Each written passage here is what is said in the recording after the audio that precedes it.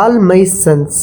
So ಇಲ್ಲಿ ಆಟ ಪ್ರಾರಂಭವಾಗುವ ಮೊದಲು ಏನಾಗುತ್ತೆ, ಜೋ ಕಿಲ್ಲರ್ ಮತ್ತು ಸ್ಟೀವ್ ದೇವರ್ ಎರಡನೇ ಮಹಾಯುದ್ಧ ಸಮಯದಲ್ಲಿ ವಿಮಾನ ಭಾಗಗಳನ್ನು ತಯಾರಿಸುವ ಕಾರ್ಖಾನೆನ ನಡೆಸ್ತಿರ್ತಾರೆ. ಇಲ್ಲಿ ಜೋ ಕಿಲ್ಲರ್ ಮತ್ತು ಸ್ಟೀವ್ ದೇವರ್ ಇಬ್ಬರು ಫ್ರೆಂಡ್ ಆಗಿರ್ತಾರೆ. ಅವರಿಬ್ಬರು ಎರಡನೇ ಮಹಾಯುದ್ಧ ಸಮಯದಲ್ಲಿ ವಿಮಾನ ಭಾಗಗಳನ್ನು ತಯಾರಿಸುವ ಕಾರ್ಖಾನೆ ನಡೆಸ್ತಾರೆ. ಇಲ್ಲಿ ತಯಾರಿಸಿದ ವಿಮಾನ ಭಾಗಗಳಿಂದ ವಿಮಾನ ಪತ್ತೆಯಾಗಿರುತ್ತೆ. ಇಲ್ಲಿ ಅವರೊಂದು ಮಿಸ್ಟೇಕ್ ಮಾಡ್ತಾರೆ. ಅವರು ಒಂದು ಹಳೆಯ ಪದಾರ್ಥಗಳಿಂದ ವಿಮಾನದ ಭಾಗಗಳನ್ನ ತಯಾರಿಸ್ತಾರೆ. ಅಲ್ಲಿ ವಿಮಾನ ಆಕ್ಸಿಡೆಂಟ್ ಆಗುತ್ತೆ. ವಿತರಣೆ ಮಾಡಿದ ಕಂಪನಿಯ ಮೇಲೆ ಇನ್ವೆಸ್ಟಿಗೇಷನ್ ಮಾಡಿದಾಗ ಸ್ಟೀವ್ ಜೋಗೆ ಫೋನ್ ಮಾಡ್ತಾರೆ. ಆಗ ಜೋ ಏನು ಹೇಳ್ತಾರೆ, ಸ್ಟೀವ್ ಏನು ಮಾಡಬೇಕು ಎಂದು ಕೇಳಿದಾಗ ಜೋ ತನಗೆ ಜ್ವರ ಬಂದಿದೆ ಎಂದು ಹೇಳಿಕೊಳ್ತಾನೆ. ಈ ಒಂದು ಸಂದರ್ಭದಲ್ಲಿ ಫ್ಲೈಟ್ ಆಕ್ಸಿಡೆಂಟ್, ವಿಮಾನ ಪತ್ತೆಯಾದಾಗ 21 ಪೈಲಟ್ಗಳು ಸಾವನ್ನಪ್ಪಿರ್ತಾರೆ.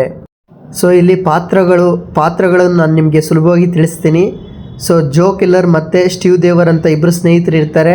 ಫಸ್ಟ್ ಜೋ ಕಿಲ್ಲರ್ ಫ್ಯಾಮಿಲಿ ನೋಡ್ಬೇಕಾದ್ರೆ ಜೋ ಕಿಲ್ಲರ್ ಬರ್ತಾರೆ, ಅವರ ವೈಫ್ ಕ್ಯಾಟ್ ಕಿಲ್ಲರ್ ಬರ್ತಾರೆ, ಅವರ ಮಗ ಕ್ರಿಸ್ ಕಿಲ್ಲರ್ ಬರ್ತಾನೆ, ಇನ್ನೊಬ್ಬ ಮಗ ಲ್ಯಾರಿ ಅಂತ, ಬಟ್ ಅವ್ರ ಹೆಸರು ಫುಲ್ಲು ಜಾಸ್ತಿ ಬರಲ್ಲ. ನೆಕ್ಸ್ಟ್ ಇಲ್ಲಿ ಸ್ಟೀವ್ ದೇವರ್ ಫ್ಯಾಮಿಲಿಯಲ್ಲಿ ಬಂದಾಗ ಅವರಿಗೆ ಆ್ಯನ್ ದೇವರ್ ಮತ್ತು ಜಾರ್ಜ್ ದೇವರ್ ಅನ್ನೋರು ಇಬ್ಬರು ಇರ್ತಾರೆ. ಜಾರ್ಜ್ ಬ್ರದರ್ ಆಗಿರ್ತಾನೆ, ಹ್ಯಾನ್ ದೇವರ್ ಅವ್ರ ಸಿಸ್ಟರ್ ಆಗಿರ್ತಾರೆ. ನೆಕ್ಸ್ಟ್ ಇವರ ಒಂದು ಕುಟುಂಬದ ವೈದ್ಯರು ಅಂತ ಬಂದಾಗ ಜಿಮ್ ಬ್ಯಾಲಿಸ್ ವೈದ್ಯರಾಗಿರ್ತಾರೆ. ಅದಾದಮೇಲೆ ಆ ಒಂದು ಜಿಮ್ ಬ್ಯಾಲಿಸ್ ಅವರ ಪತ್ನಿ ಸೂ ಬ್ಯಾಲಿಸ್ ಆಗಿರ್ತಾರೆ. ನೆಕ್ಸ್ಟ್ ಫ್ರ್ಯಾಂಕ್ ಲೂಬೆ ಅನ್ನೋರು ಜ್ಯೋತಿಷ್ಯನ ನುಡಿಯೋರಂತ ಆಗಿರ್ತಾರೆ. ಅವರು ಫ್ರ್ಯಾಂಕ್ ಲೂಬೆ ಅವರ ಒಂದು ವೈಫ್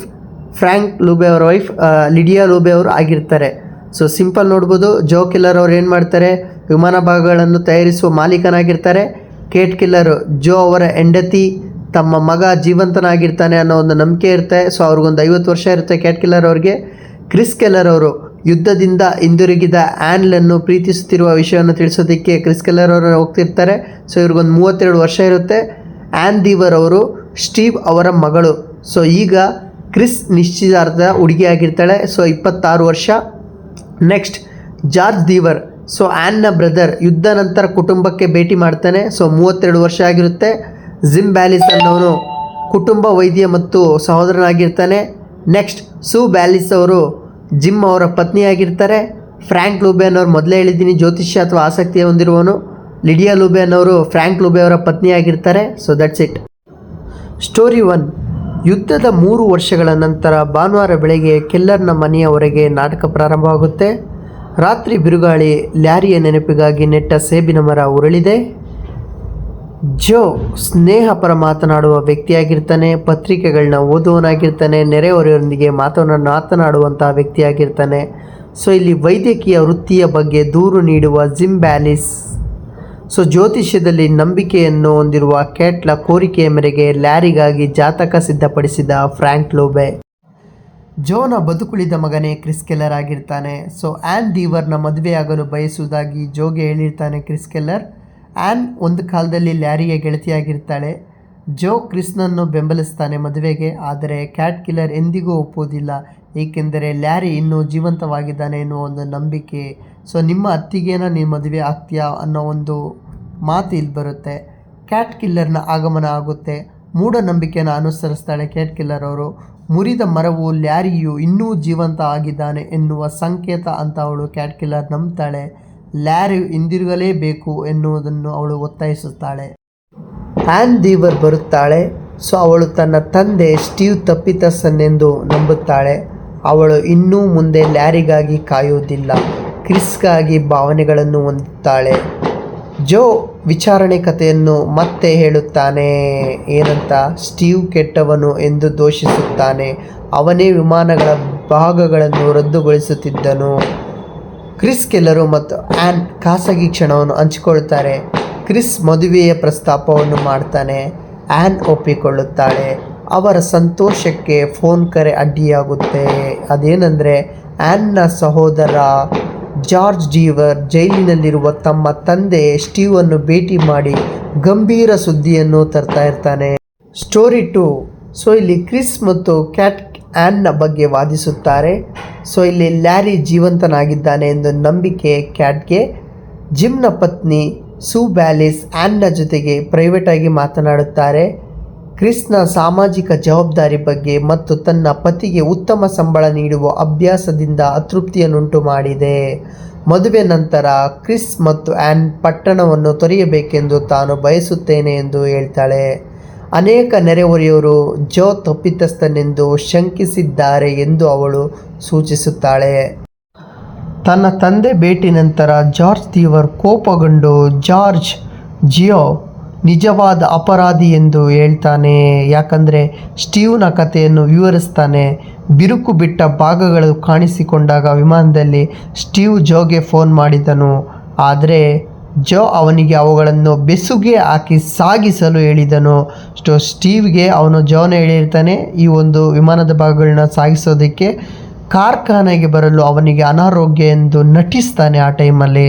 ಸೊ ಕ್ರಿಸ್ ಜೋನನ್ನು ಉತ್ಸಾಹದಿಂದ ಸಮರ್ಥಿಸುತ್ತಾನೆ. ಸೊ ಅವರ ಒಂದು ಮಗ ಕ್ರಿಸ್ ಏನಾಗಿರ್ತಾನೆ, ನಮ್ಮ ತಂದೆ ಹಂಗಲ್ಲ ಒಳ್ಳೆಯವರು ಅಂತ ಸಮರ್ಥನೆ ಮಾಡ್ಕೋತಾನೆ. ಆದರೆ ಜಾರ್ಜ್ ಆ್ಯನ್ನಳನ್ನು ಒಳಗೆ ಹೋಗುವಂತೆ ಸೊ ಜಾರ್ಜ್ ಏನು ಮಾಡ್ತಾನೆ, ತನ್ನ ತಂಗಿನ ನೀನು ಇಲ್ಲಿಂದ ಹೊರಗಡೆ ಹೋಗ್ಬಿಡು ಅಂತ ತಿಳಿಸ್ತಾನೆ. ಸೊ ಇಲ್ಲಿ ಕೇಟ್ ಕಿಲ್ಲರ್ ಹೇಳ್ತಾಳೆ, ಜೋ 15 ವರ್ಷಗಳಿಂದ ಅನಾರೋಗ್ಯದಿಂದ ಬಳಲುತ್ತಿಲ್ಲ ಎಂದು ಅವಳು ಹೇಳುತ್ತಾಳೆ. ಸೊ ಜೋ ಯಾವುದೇ ರೀತಿಯಾದಂತಹ ಅನಾರೋಗ್ಯದಲ್ಲಿ ಇಲ್ಲ ಅಂತ ಹೇಳುತ್ತಾಳೆ. ಕ್ರಿಸ್ ಕಳವಳಗೊಳ್ಳುತ್ತಾ ತನ್ನ ತಂದೆಯ ದೋಷಪೂರಿತ ಭಾಗಗಳನ್ನು ಉದ್ದೇಶಪೂರ್ವಕವಾಗಿ ಕಳುಹಿಸಿ 21 ಪೈಲಟ್ಗಳನ್ನು ಕೊಂದಿದ್ದಾನೆ ಎಂದು ಆರೋಪಿಸುತ್ತಾನೆ. ಸೊ ಅವ್ರ ಮಗ ಕ್ರಿಸ್ಗೆ ಬೇಜಾರಾಗುತ್ತೆ, ನನ್ನ ತಂದೆನ ಇದಕ್ಕೆಲ್ಲ ಕಾರಣ ಅಂತ. ಹಗರಣ ನಂತರ ಲ್ಯಾರಿಯು ಎಂದಿಗೂ ಮನೆಗೆ ಬರದ ಕಾರಣ ಜೋ ಅಪರಿಚಿತರು ಮಾತ್ರವಲ್ಲದೆ ಲ್ಯಾರಿಯನ್ನು ಕೊಲೆ ಮಾಡಿದ್ದಾನೆ ಎಂದು ಕೂಗುತ್ತಾನೆ. ಸೊ ತನ್ನ ಯಾರು 21 ಜನ ಸತ್ತೋಗಿರ್ತಾರಲ್ಲ ಅದರಲ್ಲಿ 20 ಜನ ಬೇರೆಯವರಾದ್ರೂ ತಮ್ಮ ಲ್ಯಾರಿ ಒಬ್ಬ ಮಗ, ಸೊ ಅವನು ಮನೆಗೆ ಇಷ್ಟು ದಿನ ಆದರೂ ಬಂದಿಲ್ಲಲ್ಲ, ಸೊ ಅವನು ಇವನಿಂದಾನೇ ಆತ್ಮಹತ್ಯೆ ಮಾಡ್ಕೊಂಡಿದ್ದಾನೆ ಅನ್ನೋ ಒಂದು ಭಾವನೆಯಿಂದ ಜೋರಾಗಿ ಕೂಗ್ತಾನೆ. ಸ್ಟೋರಿ 3 ಕ್ರಿಸ್ಗಾಗಿ ಕ್ಯಾಟ್ ಕಿಲ್ಲರ್ ಕಾಯುತ್ತಾಳೆ. ಜಿಮ್ ಬ್ಯಾಲಿಸ್ ಜೋ ತಪ್ಪಿತಸ್ಥನೆಂದು ತನಗೆ ಯಾವಾಗಲೂ ತಿಳಿದಿದೆ ಅಂತ ಹೇಳ್ತಾನೆ. ಸೊ ಜೋ ತನ್ನ ಕುಟುಂಬಕ್ಕಾಗಿ ಮತ್ತು ಕ್ರಿಸ್ ಸುರಕ್ಷಿತ ವ್ಯವಹಾರ ಪಡೆದುಕೊಳ್ಳಲು ತಾನು ಇದನ್ನೆಲ್ಲ ಮಾಡಿದೆ ಎಂದು ಹೇಳ್ತಾನೆ. ಸೊ ಜೋ ತನ್ನ ಮಗನ ಸಾವಿಗೆ ತಾನೇ ಕಾರಣ ಎಂದು ಗುಂಡು ಹಾರಿಸಿಕೊಳ್ಳುತ್ತೇನೆ ಅಂತ ಘೋಷಣೆ ಮಾಡ್ತಾನೆ. ಸೊ ಇಲ್ಲಿ ಕ್ಯಾಟ್ನ ನಿರಾಕರಣೆಯನ್ನು ಕೊನೆಗೊಳಿಸುವ ಸಮಯ ಬಂದಿದೆ ಎಂದು ನಿರ್ಧರಿಸುತ್ತಾಳೆ ಆ್ಯನ್. ಸೊ ಕ್ಯಾಟ್ನ ಮೂಢನಂಬಿಕೆಯನ್ನು ನಿರಾಕರಣೆಯನ್ನು ನಾವು ಇವತ್ತೇ ಕೊನೆಗೊಳಿಸಬೇಕು ಅಂತ ಆ್ಯನ್ ಹೇಳ್ತಾರೆ. ಲ್ಯಾರಿ ತನ್ನ ಅಂತಿಮ ಹಾರಾಟದ ಮೊದಲು ಅವಳಿಗೆ ಬರೆದ ಪತ್ರ ಅವಳು ಬಹಿರಂಗಪಡಿಸುತ್ತಾಳೆ. ಅದರಲ್ಲಿ ತನ್ನ ತಂದೆಯ ಅಪರಾಧ ಬಗ್ಗೆ ಕೇಳಿದ ನಂತರ ಮನೆಗೆ ಹಿಂದಿರುಗಲು ಸಾಧ್ಯವಿಲ್ಲ ಎಂದು ಬರೆದಿದ್ದನು. ಅವಮಾನದಿಂದಾಗಿ ತನ್ನನ್ನು ತಾನೇ ವಿಮಾನ ಅಪಘಾತಕ್ಕೀಡಾಗಿ ಮಾಡುವಂತಹ ಆತ್ಮಹತ್ಯೆನ ಮಾಡಿಕೊಳ್ಳುತ್ತಾನೆ ಅಂತ ಒಂದು ಲೆಟ್ರಲ್ಲಿ ಹ್ಯಾನ್ಗೆ ಲ್ಯಾರಿ ಬರೆದು ಕಳಿಸಿರ್ತಾನೆ.